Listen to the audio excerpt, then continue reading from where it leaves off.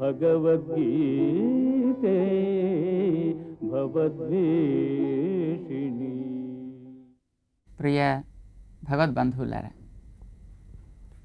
సంస్కృత భాష చాలా ఉత్తమమైనటువంటి భాష. దాన్ని ఒక క్రమ పద్ధతిలో తెలుసుకున్నట్టయితే అందులో ఉండే అనేక రహస్యాలు మనకి వివరించబడతాయి. అధ అనేది సంస్కృతంలో ఒక పదం. అధ అంటే అటు తర్వాత అని అర్థం అన్నమాట. ఈ అధ అనే పదం ఎక్కడి నుంచి ఆరంభమవుతుందో అక్కడి నుంచి ఒక ప్రకరణం మారుతోంది అని అర్థం. తు అంత అధ ఆది న పూర్వభాక్ అని అమరకోశంలో తెలియజేస్తారు. ఏ పదం చివర తు అని వస్తుందో ఆ పదం పూర్వపు భాగంలో వెళ్ళిపోతుంది అని అర్థం అన్నమాట. ఏ పదానికి ముందు నుంచి అధ అని ప్రారంభమవుతుందో అక్కడి నుంచి తయారయ్యేటటువంటి మిగతా భాగం అంతా కూడా చాప్టర్ మారుతోంది అని అర్థం అన్నమాట. మనకి భగవద్గీతలో అధ వ్యవస్థితాన్ దృష్ట్వా అంటూ అధపదాన్ని ప్రయోగిస్తాడు అక్కడ మనకి వేదవ్యాస భగవానుడు. అంటే ఇక్కడి నుంచి ఒక ప్రకరణం మారుతోంది. ఇంతవరకు జరిగిన ప్రకరణం వేరు.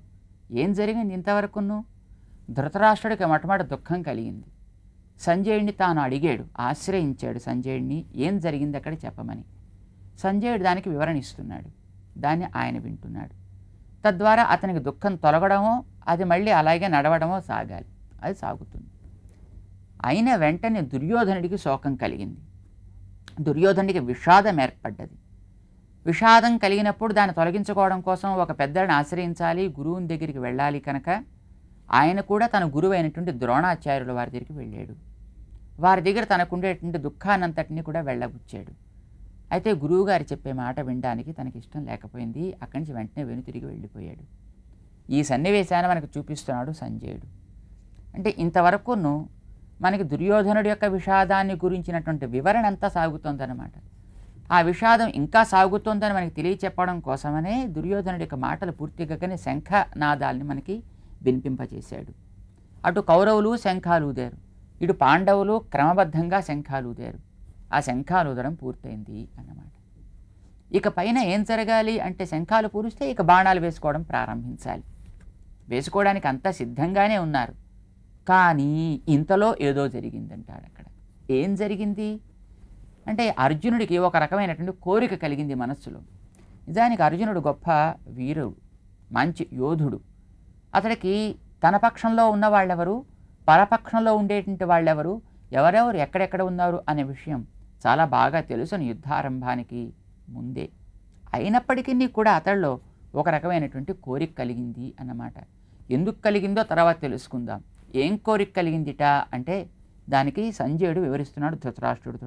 అధ వ్యవస్థితాన్ దృష్ట్వా ధార్తరాష్ట్రాన్ కపిధ్వజః ప్రవృత్తే శస్త్ర సంపాతే ధనురుద్యమ్య పాండవః హృషీకేశం తదా వాక్యం ఇదమాహ మహీపతే. సంజయుడు వివరిస్తున్నాడు కదా, మహీపతే, హే ధృతరాష్ట్ర మహారాజా, హృషీకేశం తదా వాక్యం ఇదం ఆహ. హృషీకేశుడిని గూర్చి ఇదిగో అర్జునుడు ఇలా మాట్లాడుతున్నాడు. ఎప్పుడు మాట్లాడాడు? అధ వ్యవస్థితాన్ దృష్ట్వా, ఎవరెవరు ఎక్కడెక్కడ నిలబడి ఉండాలో వాళ్ళంతా వాళ్ళ వాళ్ళ స్థానాల్లో ఇక సిద్ధంగా ఉన్న తరువాత వాళ్ళందరినీ చూసినవాడెవడు? కపిధ్వజ, జెండాపై కపిరాజు ఎగురుతూ ఉండేటటువంటి మన అర్జునుడు ధృతరాష్ట్ర సంబంధం కలిగిన వారందరినీ ఒకసారి చూశాడు. ఆ సమయం ఎలాంటిది? ప్రవృత్తే శస్త్ర సంపాతే, ఇక బాణాలు వేసుకోవడానికి అంతా సిద్ధంగా ఉంది. ధనురుద్యమ్య పాండవః, చేతపట్టినటువంటి ధనస్సును ఒకసారి తను కూడా లేపాడు. బహుశా బాణం తీయడానికి సిద్ధపడి ఉంటాడైనా, కానీ బాణం తీయబోతూ ఉండగా అతనికి ఒక కోరిక కలిగింది. ఆ కోరికను తాను వ్యక్తం చేశాడు. ఏమని అంటే అర్జునుడు అంటున్నాడు అన్నమాట, సేనయోరుభయోర్మధ్యే రథం స్థాపయమే అచ్యుత. పెద్ద శాసనం. నిజానికి దుర్యోధనుడు ఎంత అహంకారము గర్వము కలిగినవాడో అర్జునుడికి కూడా అంతా ఉంది. తక్కువేం లేదు ఇతనిలో. కానీ కొంచెం తేడా. ఏమిటది? తనకుండేటటువంటి గర్వాన్ని అలాగే అట్టే పెట్టుకుని గురువుల మీద కూడా ప్రదర్శిస్తాడు. కానీ అర్జునుడు గురువుల మీదని ప్రదర్శించాడు.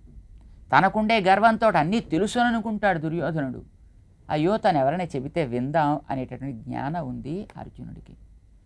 ఎవరిని ఆశ్రయించడం, తల వంచడం అనేది ఎప్పుడూ అలవాటు లేనివాడు సుయోధనుడు. కానీ పెద్దల దగ్గరికి వెళ్ళిన తర్వాత శిరస్సు ఉంచి వారేమి ఉపదేశం చేస్తే దాన్ని స్వీకరించగలిగే, ఆలోచన చేయగలిగేటువంటి యోగ్యత ఉంది అర్జునుడికి. ఇది వారిద్దరికి తేడా. ఈ యోగ్యతలు ఉన్నాయి కనుక ఇతను బాగుపడటానికి అవకాశం ఉంది. వాడికి యోగ్యతలు లేవు కనుక మరి బాగుపడేటువంటి ప్రమేయం లేనే లేదు అని మనకు తెలుస్తూ ఉంటుందన్నమాట. పర్యవసానాన్ని బట్టి అర్జునుడికి కూడా ఎంత గర్వం ఉంది, ఎంత అహంకారం ఉంది అనేది అతడి మాటల్లో తెలుస్తుంది. సేనయోరుభయోర్మధ్యే, రెండు సేనల మధ్యలోకి కూడా మే రథం స్థాపయ అచ్యుత, నా రథాన్ని తీసుకువెళ్ళి నిలపవయా అన్నాడు. ఓ రిక్షావాడికి మనం ఆజ్ఞలు ఇస్తుంటాం చూడండి, ఏయ్ ఇలా తీసుకెళ్ళు, అలా తీసుకెళ్ళు, అక్కడట్టే పెట్టు, ఇక్కడ నిలుపు. రిక్షావాడికి అలా ఆజ్ఞాపించినా వాడు పోవయా, నువ్వు ఇచ్చే రూపాయికి ఎన్ని పెద్ద అంటాడు, మాట విన్నే వినడు.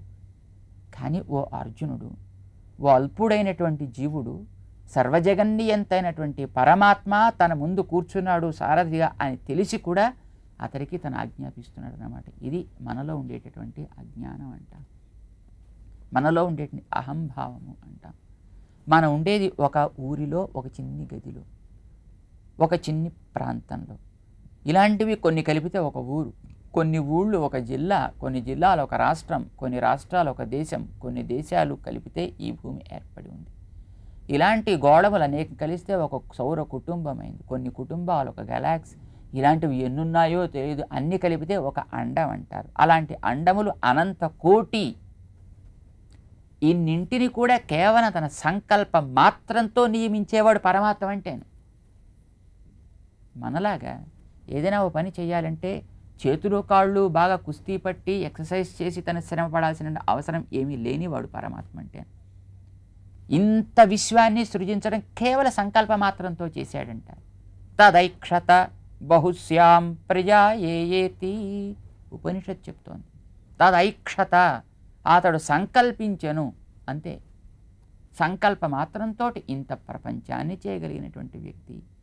లోపల ఉండేటటువంటి జాలి అతన్ని తోస్తే, ఇంత లోతు ప్రవాహపు వేగంలో నిలబడ్డ వ్యక్తి పట్టు దొరకనప్పుడు ఆ ప్రవాహం తోస్తుంటే ఎట్లా దాని వెంటబడిపోతుంటాడో, అలాగే తనకంటే మించినటువంటి జాలి, కారుణ్యం అతనిలో నిండి ఉండడం చేత దాని యొక్క తోపిడి వేగానికి ఆగలేక పరమాత్మ మనం పడే బాధని చూసి ఈ లోకంలోకి తన స్వరూపాన్ని మార్చుకుని దిగి వచ్చాడు.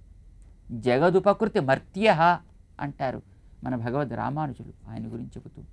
ఈ జగత్తులో ఉండేటువంటి వాళ్ళందరికీ కూడా ఉపకారం చేయడమే తన స్వరూపం అని అనుకుంటూ ఈ లోకంలోకి తను కూడా మనలాగా దిగొచ్చాడు. ఆ దిగి రావడం తను దేవుళ్ళలాగా దిగొస్తే మనం ఎక్కడ విశ్వసించామో అని. మన తోటి వాడిని కదా మనం ప్రేమించగలుగుతాం. జంతువులని, తదితరమైన వాళ్ళని మనం ప్రేమిస్తున్నా మనం ఒక మనిషిని ప్రేమించినట్టుగా వాటిని ప్రేమించలేం కదా. మనం తోటి మనుషుల్ని ప్రేమిస్తామని తను కూడా ఒక మనిషి అయి వచ్చాడు. ఏదో రకంగా తనని ప్రేమిస్తే చాలను, మనం తరిస్తాం అనే ఉద్దేశంతో తను కూడా ఈ లోకంలో ఒక మానవుడే దిగి వచ్చి తన యొక్క గొప్పతనాన్ని ఎందరో ఋషులు, ఎందరో మహానుభావులు చెప్పినప్పటికీ విన్నటువంటి అర్జునుడు ఈ లోకంలోకి వచ్చినటువంటి స్వామి తన కోసం దయతోటి ఈ పని చేస్తున్నాడు అని తెలిసినప్పటికీ కూడా తన అహంకారాన్ని వదులుకోలేడు ఆయన ముందర. రెండు సేనల మధ్యలో రథాన్ని నిలపవయా అంటాడు. కానీ ఆశ్చర్యం, కొంచెం పైకి వెడితే మనకు తెలుస్తుంది ఈయన చేసినటువంటి శాసనాన్ని భగవంతుడు ఎంత జాగ్రత్తగా పాటిస్తాడో. శ్లోకాలని మనం చూడాలి. 21వ శ్లోకంలో ఆజ్ఞ ఇచ్చాడు ఆయన మనకి. 24వ శ్లోకంలో ఈయన ఇచ్చినట ఆజ్ఞని ఆయన ఎట్లా పాలిస్తాడో తెలుస్తుంది. సేనయోరుభయోర్ మధ్యే రథం స్థాపయ అచ్యుత. పాలించేటప్పుడు సేనయోరుభయోర్ మధ్యే స్థాపయిత్వా రథోత్తమం. ఎంతెంత ఆజ్ఞో అంతంత ఎంత సిన్సియర్గా పాటిస్తాడో అన్నమాట. అంటే తనని నమ్మాడే, తన ఎందు విశ్వాసం ఉంచాడే అనేటువంటి భావం చేత వాడు అల్పుడా అనల్పుడా అనేది పరమాత్మ చూడనే చూడడు. వాడు ఏం చెబితే అది వింటాడు. ఇది భగవంతుడి గొప్పతనం. భగవంతుడు ఎందు నువ్వు కొంచెం విశ్వసిస్తే he'll be at your beck and call. నువ్వు ఒకసారి ద్వారం దగ్గర తడితే ఇలాగా ఏం చేయమంటావు, నీ దాసుణ్ణి అంటూ తను దిగి వచ్చేటంత దయాళు అన్నమాట. దయాగుణం అట్లా చేస్తుంది పరమాత్మని. అలాంటి పరమాత్మని తాను ఆజ్ఞాపించాడు అర్జునుడు. అయితే పరమాత్మకి ఇక్కడ ఒక అందమైన పేరు ప్రయోగించబడింది, హృషీకేశం. హృషికేశుని గురించి అర్జునుడు ఇట్లా పలికెను అని. ఈ హృషికేశ అనేటువంటి పదం మొదటి అధ్యాయానికి అంతటికి కూడా అసలు భగవద్గీతకే ఒక మూలభూతమైనటువంటి పదం ఇది. ఏమిటో ఆ పదం, ఏం చేశాడో ఆ వేళ, ఏం జరిగింది అర్జునుడికి ఆ సందర్భంలో అనేది మనం తెలుసుకోగలిగితే మిగిలినటువంటి రహస్యం అంతా మనకి వివృతమవుతుంది. దాని గురించి తెలుసుకునే ప్రయత్నం చేద్దాం. జై శ్రీమన్నారాయణ.